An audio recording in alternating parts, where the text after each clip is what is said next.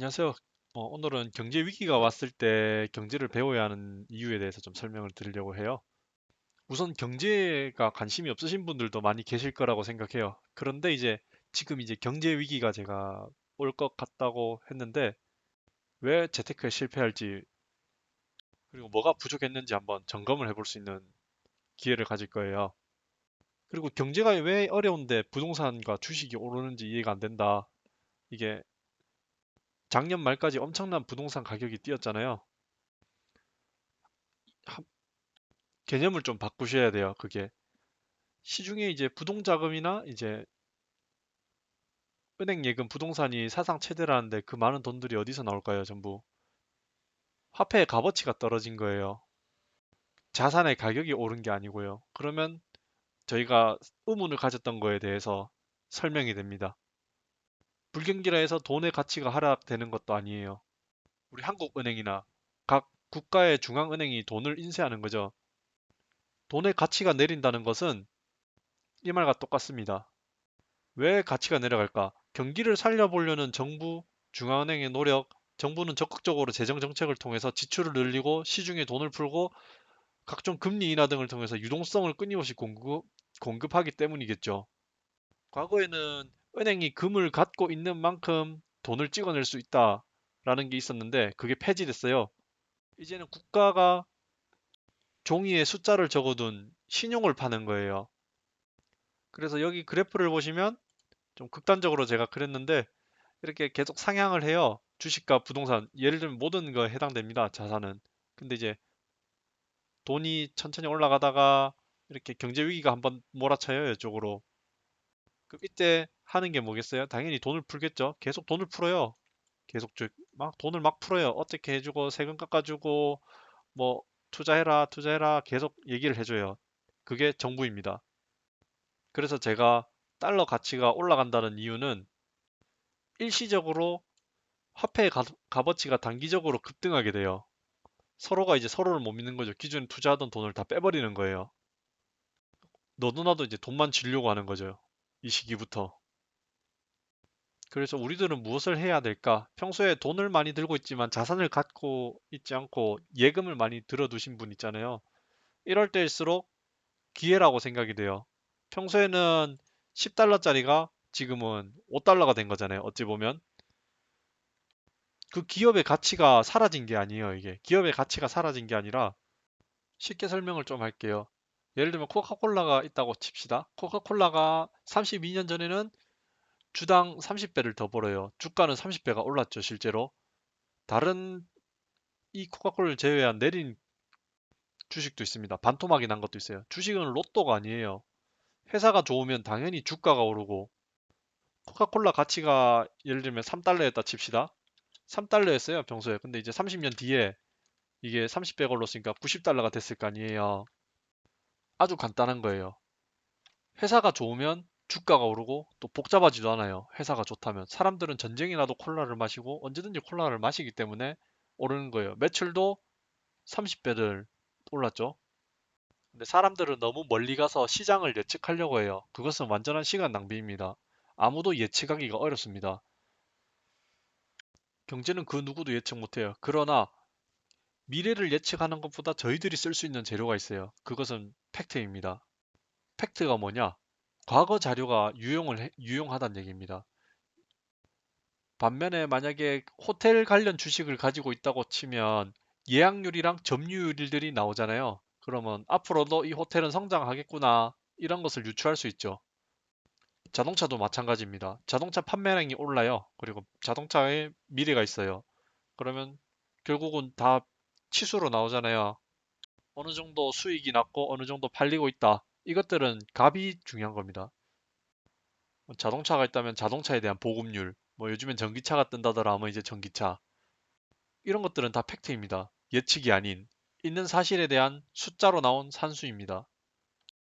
그리고 현재 지금 시점이 이쯤이라고 치면 저희는 이 과거를 통해서 배울 수 있습니다. 이 눌려진 부분으로부터. 그리고 이 역사로부터 교훈을 얻어야 돼요. 시장은 급락을 하죠.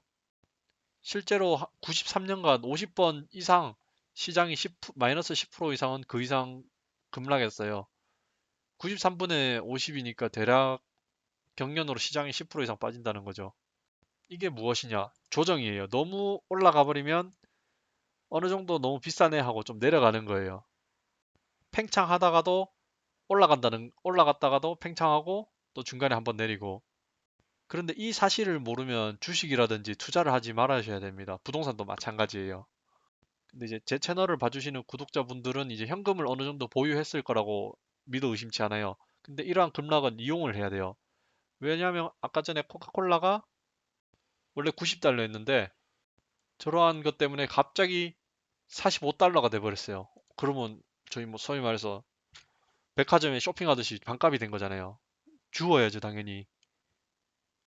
왜냐? 역사가 그렇게 얘기를 해줬기 때문이에요. 내려갔다가 올라갔다가.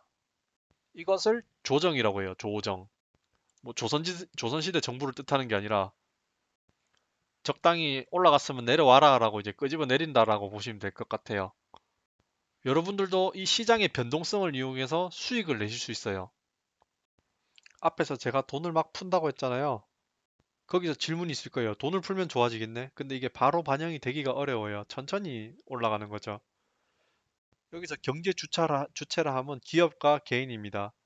경제 주체들은 경제에 대한 확신도 없고 자신감도 바닥을 치게 돼요. 그 돈들이 결국 기업의 투자나 가계의 소비 지출로는 이어지지 않는 거예요. 그래서 결국은 예금이나 금융권 주변에 멈춰 있는 돈들이 돈맥경화라고 얘기를 해주죠.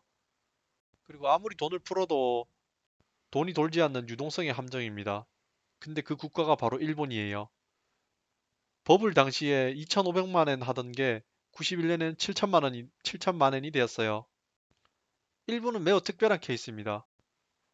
일본이 유일한 케이스이죠, 지금.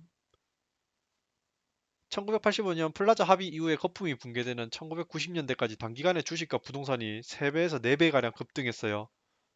근데 사람들은 거품을 생각 안 하고 거품 붕괴로 주식이나 부동산이 빠졌다, 내렸다 이 정도만 생각을 하는 거예요. 일본의 당시에 버블 시기에는 미국의 땅값을 일본이 능가했어요. 토지도 작았는데. 그래서 이 사건은 책에도 기록이 되었습니다. 그리고 그 이후에 30년간 지금 일본이 성장하지 못하는 것도 디플레이션과 싸우게 되는 겁니다. 전 재산을 잃었던 사람들에게는 잊혀지지 않는 트라우마죠. 시중금리가 0.01%에 불과한데 일본 국민들은 여전히 예금을 해요. 돈이 풀리지 않는다는 얘기죠. 근데 우리나라 사람들은 과거 금모으기 운동과 각종 경제 위기를 통해서 두려움보다는 탐욕이 앞서고 있기 때문에 투자도 하고 주식도 이제 변동이 있는 거죠. 그래서 우리가 무엇을 해야 되겠냐? 라고 질문을 하실 수 있어요. 이 표를 보시면 결국은 투자금이 많을수록 위험도 같이 커지는데 그만큼 수익도 증가하는 거죠. 똑같이 커지는 거죠. 투자금만큼. 이런 식으로 무거워지면 무거워질수록 수익도 함께 얻는 거예요. 근데 이것의 함정도 있죠. 기껏 투자금을 많이 넣어놨더니 수익은 줄어들었어요. 그러면 여기 있는 위험도 위험해지는 거죠, 결국은. 자신이 손해를 볼 수 있다는 얘기입니다. 그래서 이것을 레버리지라고 하는데 빚내서 그냥 투자한다는 얘기입니다.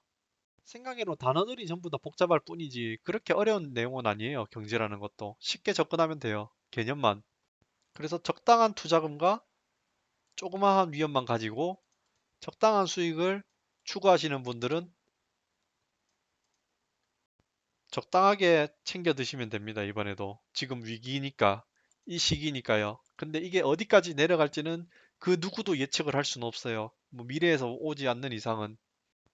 투자도 그렇고 재테크도 그렇고 결국 주식과 부동산은 하나의 작은 지류일 뿐입니다. 거대한 물줄기예요. 경제라는 것은. 이런 식으로 큰 물줄기라는 게 경제라는 것을 뜻하고요. 아 근데 생각해보니까 색깔이 좀 이상하네요. 잠시만요. 좀 더 밝은 색으로 바꿨어요. 일단 채권이랑 부동산, 주식 이거는 그냥 경제의 하나일 뿐입니다. 지엽적인 일부분일 뿐이에요. 근데 사람들은 한 가지에만 매달려요. 부동산이나 주식에. 경제를 구성하는 주체에 대해서 알아야 돼요. 이 세 개의 주체가 어떻게 움직이는지 한번 보셔야 돼요. 과거 사례라든지. 경기가 어려워지면 정부는 돈을 풀 거고 기업은 또 개인도 움츠러들 텐데 결국은 다시 경제가 원활하게 돌아가는 것을 보실 수 있을 거예요. 이 사이클을 아셔야 돼요.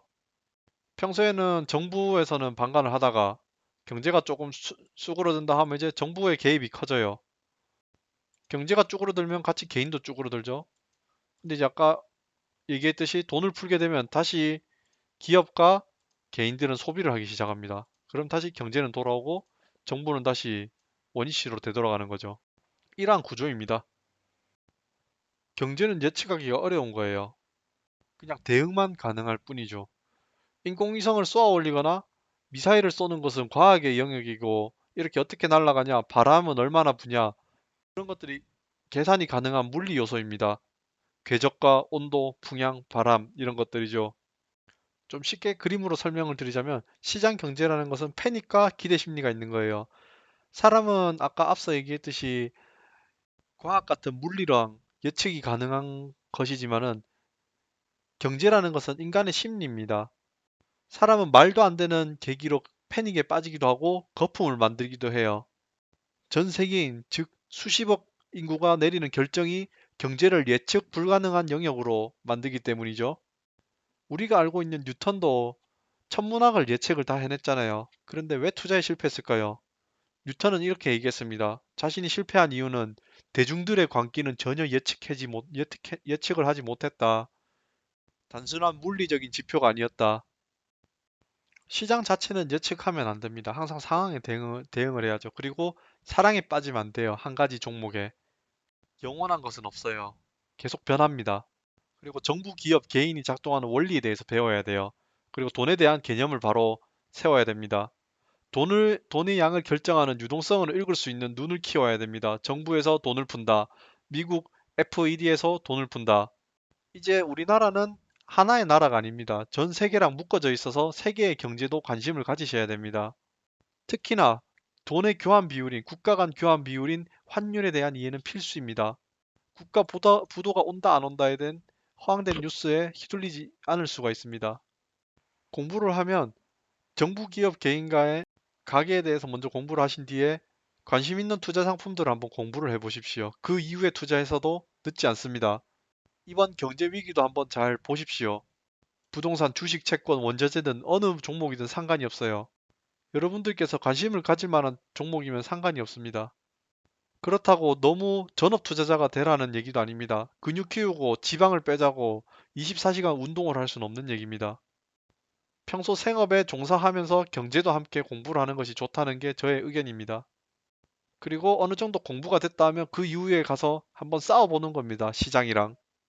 그런데 개별적인 투자 종목에 대한 공부보다 경제와 시장에 대한 공부가 선행되어야 됩니다. 이것을 절대 잊지 말아 주십시오. 재테크 서적도 마찬가지입니다. 특정 시기 특정 자산에 편중되어 있는 성공담이죠. 어떤 서적은 마치 위인전급의 이순신 장군님조차 이길 정도의 위인전이 많아요. 나는 어떻게 했고 이렇게 했다. 그래 성공한 거다. 기간도 짧아요. 3년 만에 1000%를 얻었다. 반지에서 건물주가 되었다. 아파트 한 채에서 50채가 되었다. 과장되고 포장될 수도 있고 진짜일 수도 있습니다. 그러나 진짜라고 치더라도 오랜 기간 투자에 성공한 게 아니에요. 단지 흐름의 편승을 잘해서 성공을 한 거죠. 이것은 운이 상당 부분 작용을 한 거예요. 만약에 여러분들이 다른 시기에 다른 장소에서 다른 종목으로 부자가 될 수 있을까요? 방법만 따라 한다고 해서 될 일이 아니라는 점을 이야기를 하고 싶어요.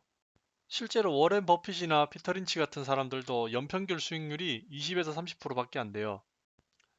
이거는 확실히 명확하게 나오는 겁니다. 과거에는 단순히 야구, 스포츠, 예능같이 그냥 단순한 웃음이었습니다. 그러나 경기가 어려워지고 웃기만 해서 될 게 아니니까 힐링 프로그램들이 급부상하게 되었죠.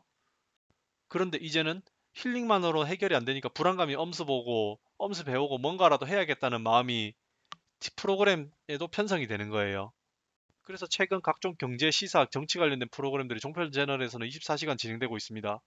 3분에서 10분 정도면 끝날 이야기를 1시간 동안 패널끼리 서로 주고받아요. 근데 그 프로그램이 결국 끝나고 난 뒤에는 위안을 얻다가도 조금만 지나면 공허해요. 부동산도 마찬가지예요. 전문 부동산 투자자가 아닌 이상은 손해를 볼 수도 있습니다. 그리고 그 해당 지역에서 오랫동안 하신 공인중개사분들이 그 지역의 흥망성쇠를 다 지켜보신 분들이에요. 앞으로의 개발 계획, 동네 분위기까지 그분만큼 가까이 느껴보신 분이 없습니다. 또 그 중에 나쁜 부동산 중개인 분들도 계십니다. 사람 냄새가 나는 분께 찾아가서 커피라도 한 잔 사드리면서 함께 얘기를 나눠보시는 것도 괜찮다고 생각이 듭니다.